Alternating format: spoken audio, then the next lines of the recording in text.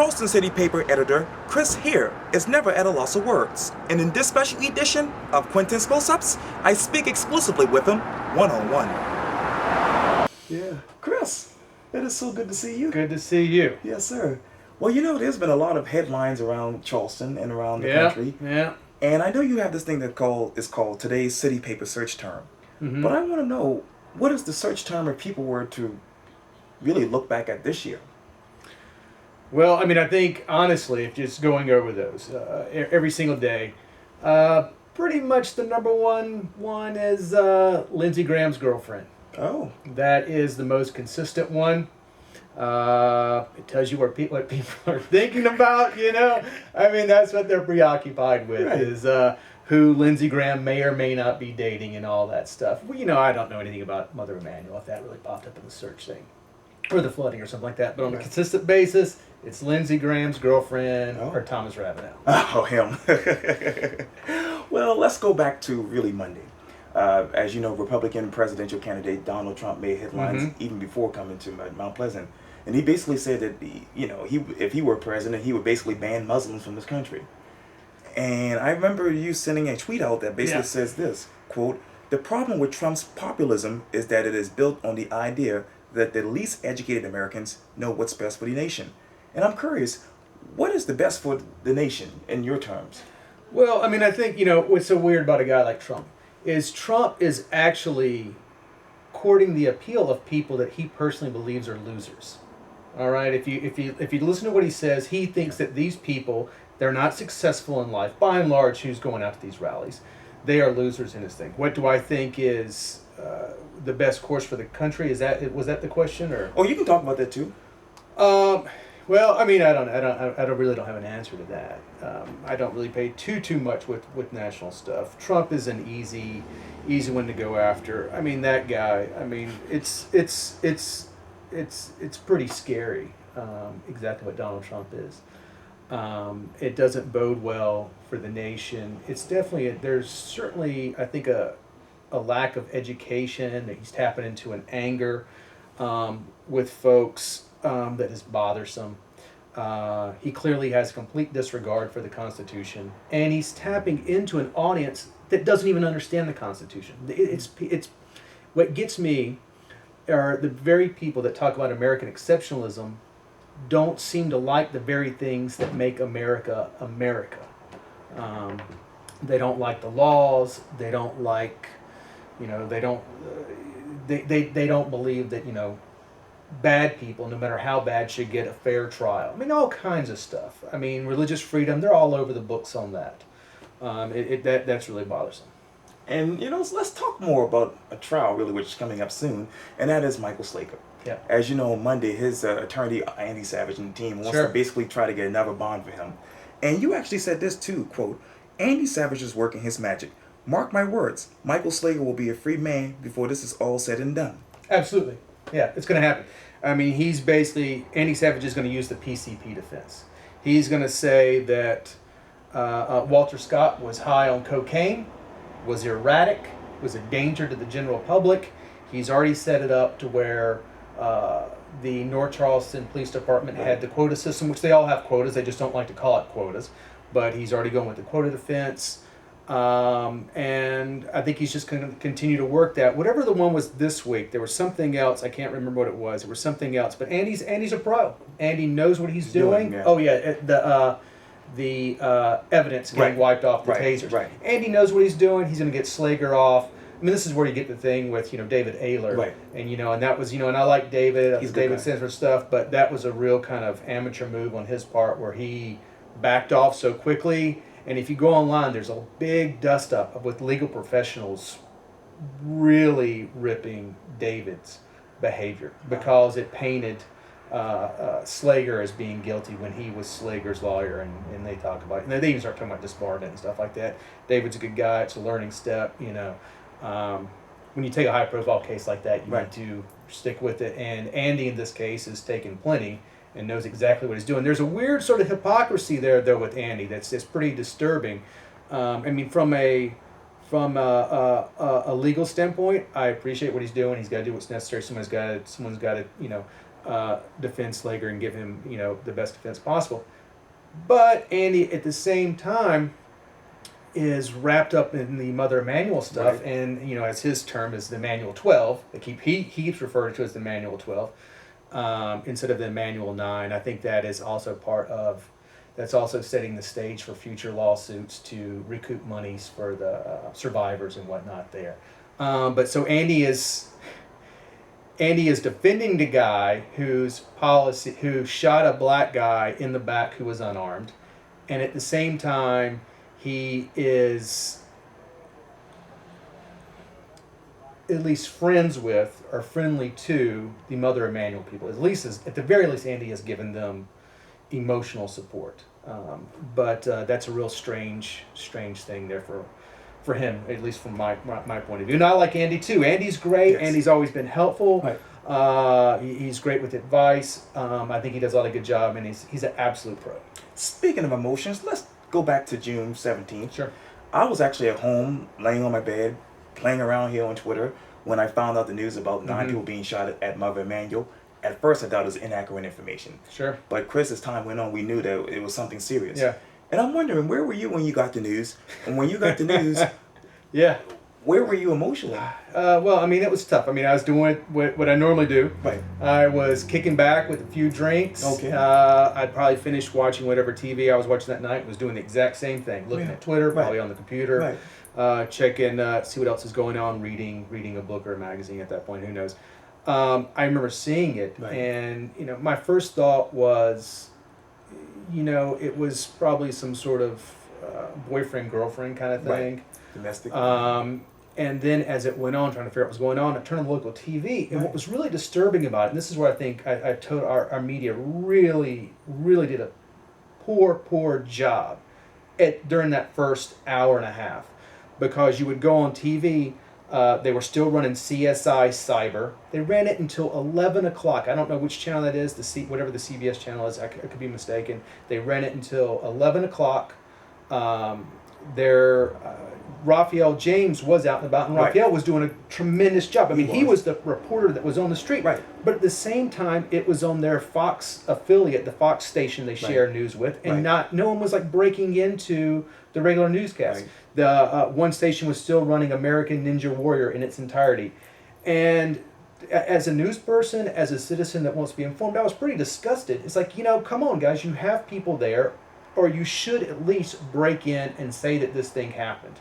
But everybody waited until the 11 o'clock hour to really go with it, and it was pretty shameless, man. I mean, that's from a news point. As a person that gives a damn about other people, it was heartbreaking, and following that, I think my wife and I had to go wake her up. Right. Up until about 3 o'clock in the morning, just watching as much as you could. I mean, of course, there was the one guy that, we thought maybe was the shooter. They got that poor kid, that photographer. Right. But just kind of following that, and then the days and weeks. I've only actually been by the site once. Okay. And really just to kind of look at it, it bothers me how it's turned into sort of a tourist attraction. I don't really understand that. And it was just horrible, especially, the days and the days of it going on. Right. God, man, I remember seeing, I guess it was maybe a tweet from the young man whose mother died, the boy that's Chris. Yes. Seeing the tweet from him or a Facebook post, and it was like, oh man, and like hearing rumors, and it was like, jeez. And maybe Wendell had put something out too. I can't remember. There were a couple of people that seemed to know something. His was the most, obviously in hindsight, it was the most heartbreaking. But that was a real sad moment. And and what happened after that, and particularly in light of the Walter Scott stuff, all this chatter about unity. We got a town that, and it looked like for a moment, really was going to try to address, its past, honestly. And I think there are people that are. I think, Riley definitely is one of these guys that really wants to kind of get to bring things to the table in a certain way. But it seems like, particularly once we started getting to the mayor's race, and you have a guy like Leon using the Mother Emanuel tragedy for his political benefit to shame Jenny Deering, which that was pretty shameful. It's like, well, so unity, all this talk of unity now is just a bit of mudslinging, And what do you thought? I mean, when you look back at to now, where are you emotionally still? Yeah, it's been a horrible year.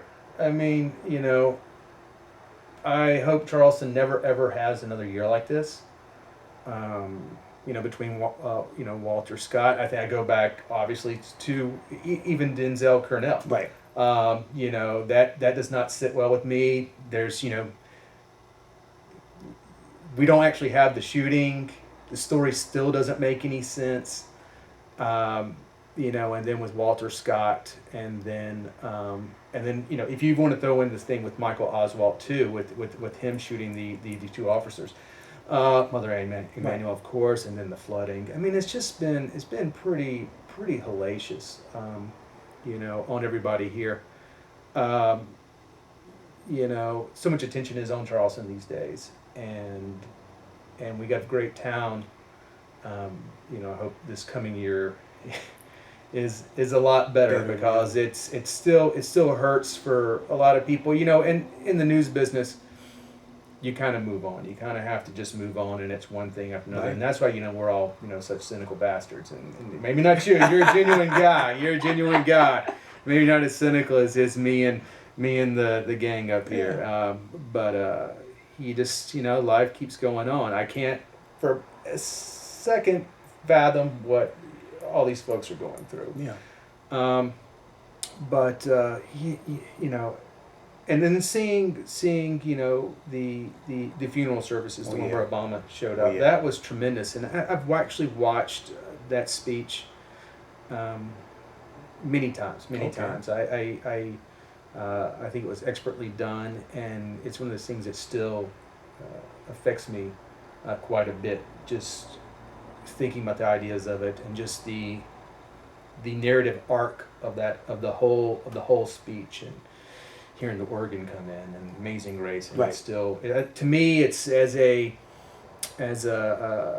Southerner, as somebody that calls Charleston home, it was a pretty profound moment, at least in my view of the American story. Describe to me the following one word: the election of John Tecklenburg. Tecklin me Elmo? T-Berg? Tecklin Fuzz? Nah, man, that was beautiful. Okay. That was beautiful. We had endorsed Jenny Deering, right, because she had the balls to kind of go after Leon, okay. And Leon kind of felt like he had this thing all wrapped up. He felt entitled. That was the thing. I was like, he just had this. It was his election, just to kick back. That guy could have just laid back, never said anything, and let everything just go by him. But he has got a temper. He's got thin skin. I've gotten into fights with him on Twitter plenty of times. Oh. He angers, and he can't let it go. Do you think he'll let this loss go? I think he's got to. I think he's got to lick his wounds. He's got his state house seat. There could be a chance that he runs for mayor again, but I think he really tarnished his legacy. I don't think anyone in town is really going to forgive him for how he behaved. I mean, the dude had an empty podium and debated empty podium. I was at that press conference. I mean, that was crazy. He, you have the whole thing where he, one of the things that, the gal reached out to us saying that Leon's people misquoted her. Like, actually, she was there speaking on his behalf at the anti-Jenny Deering press conference, and she called me up accusing me and wrote to her whole entire board of directors. Whoa. Saying that I had misquoted her, and I'm like, I didn't misquote anything. Leon did. She said that she felt violated by Leon, and then somehow she backs off. I don't know what the heck happened there, but she kind of backed down after that. But that was really strange that, that here's the support of Leon, that Leon's people would apparently have the audacity to misquote somebody who's supporting him. That was crazy. And then the whole bit with the Range Rover where he's supposed to show up and the TV guy's going to film him, and word gets back and they decide to have Leon get picked up in another less expensive SUV to show that he's a man of the people. And it's like, come on, man. Wow. You know, I mean, making money's not a problem. You know, you're a lawyer. We expect you to have some dough. Like, you know, you are a state legislator. You know, we expect you to have been successful, and then to him try to paint himself as like a man of the people by being in some, you know, mid-range SUV instead of a Range Rover. It's just so slimy. So I think what it came down to is that Tecklenburg was actually just the most likable guy. I mean, from the very beginning, he was like every campaign shot of Tecklenburg was just, he was smiling. Dude was smiling. Didn't matter what the event was. John would be there smiling, and it worked out for him. I think he's going to be effective. I really do. I think he'll be an effective guy. He'll keep on with these policies. He'll be one and done. I mean, he's an older dude, but you know, no one is really going to be in for the long haul at this point. You know, maybe someone will get lucky, but yeah, you know, so I'm pretty jazzed about that. And there's a lot of things that have to be addressed. But God, even the thing with Leon talking about Tech being a developer, which was not quite true, but he did work for developers.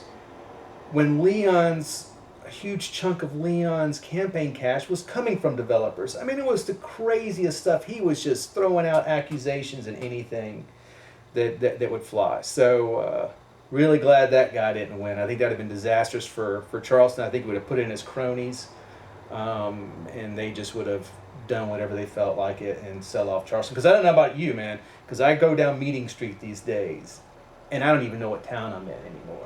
You know, with all the apartments, condos. It's like where am I? I have no sense of place anymore. My bearings are all messed up. And I think if we had Leon get elected, I think we'd have had a lot more of just that. Further, I mean, Charleston's already an amusement park once you get down to the Battery area. You know, that's what it always in the market. It's an amusement park down there. I love it. I'll go down there. I'll go hang out, take the family, walk around. But you know, it's just creeping up and creeping up. We got to maintain a city.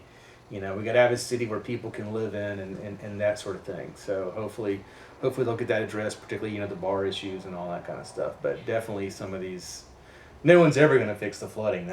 We see how that's going. That's just going to get worse and worse and worse. You know. Well, describe to me the following one word: the closing of Wet Willie's.